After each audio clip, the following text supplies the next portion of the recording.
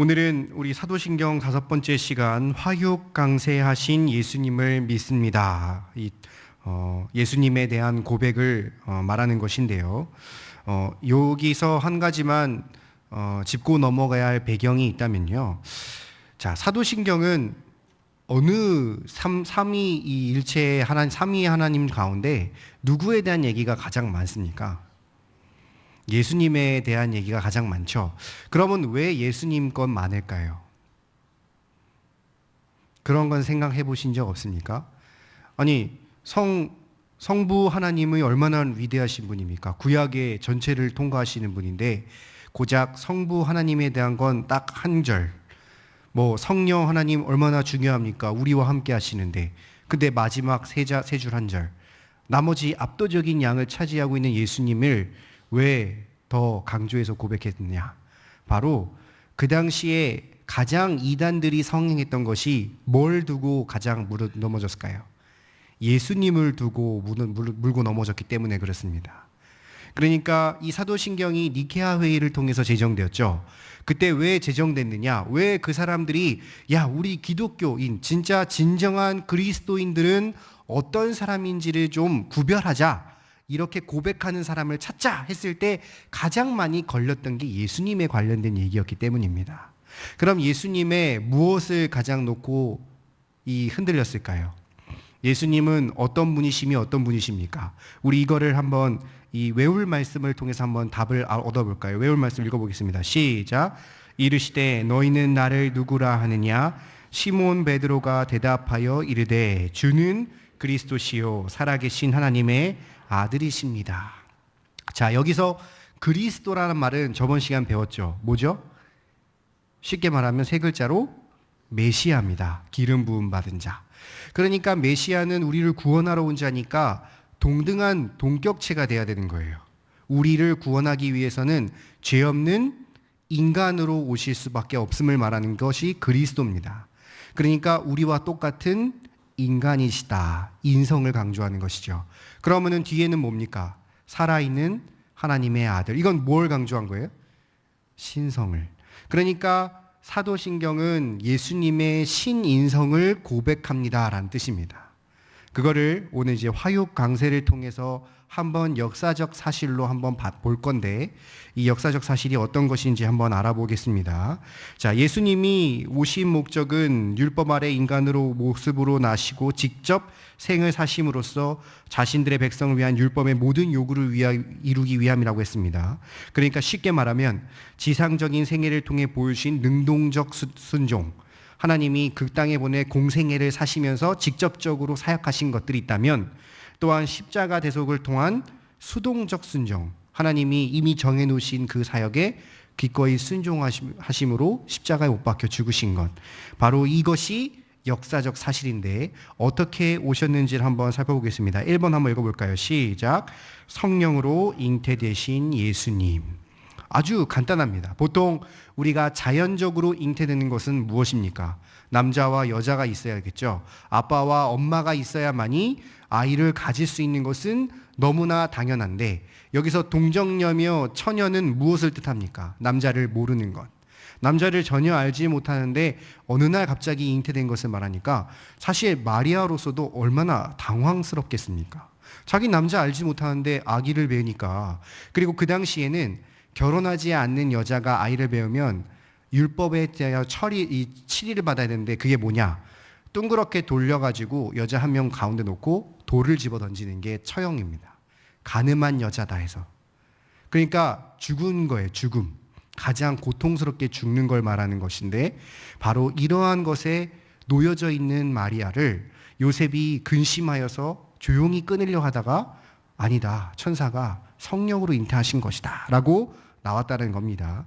이런 초자연적인 것들은 성경에 참 많이 있죠. 하지만 이것이 분명하게 역사적인 사실이라는 것은 우리가 증명할 수 없다고 해서 사실이 아니지 않는 것은 아니지 않습니까? 우리가 만약에 이거는 과학적으로 내 상식으로 이해가 안 가니까 너 말은 거짓이야, 이렇게 치부해버릴 수 있겠습니까? 예를 들어볼까요? 우리 얼마 전에 독일하고 해갖고 이겼죠. 만약에 독일이 세계 랭킹 1위인데 만약에 그 경기 안 본 사람이 야 우리나라가 2대0으로 이겼대 하면 뭐라고 하겠습니까? 말도 안 되는 소리 하고 있어 이러겠죠. 말도 안 되는 소리 하고 있네. 그것처럼 말 그대로 내가 믿지 못한다, 내가 이해가 안 간다고 해서 사실이 없다라는 것은 아닙니다. 분명히 하나님께서 이렇게 초자연적인 사실로 이루어 주셨고 우리는 그것을 과학적으로 증명할 수는 없지만 하나님께서 그렇게 해서 만들어 놨었다는 것. 그래서 11세기 신학자 안셈이라는 사람은요, 메시아가 대속 속죄를 이루기로 부활하시기 위해서는 하나님이셔야겠고 또한 동시에 선택받은 아담의 후손들을 대표하기 위해서는 사람이어야만 했다. 그렇기 때문에 바로 성령으로 잉태하셨다는 것을 우리가 볼 수 있다는 것입니다. 자, 그렇다면 그분이 오셔서 한 일이 무엇이냐? 2번 읽어보겠습니다. 시작. 고난을 받으신 예수님. 본디오 빌라도에게 고난을 받으사 하면 아니 도대체 본디오 빌라도가 뭐 그렇게 대단한 사람인데 수많은 그리스도인들이 고백할 때마다 그 이름이 나와야 되나? 라고 하겠지만요, 우리가 역사적으로 살펴보면 당대 왕 같은 통치자들의 이름은 역사적으로 꼭 나와야 됐습니다. 그러니까 본디오 빌라도가 우리 사도신경에 있는 것은 이게 역사적으로 사실이라는 것을 다시 한번 증명하기 위해서, 그 뒷받침하기 위해서 나왔다는 것이죠. 그럼 이 본디오 빌라도가 어떤 사람이었습니까? 바로 로마 7총독 중 5번째 사람으로 실존한 인물이라는 것은 로마 역사를 보면 충분히 나와 있고, 여러분 혹시 사회 도덕이나 이런 거 공부하실 때 예수님 공부하셨어요? 안 하셨습니까?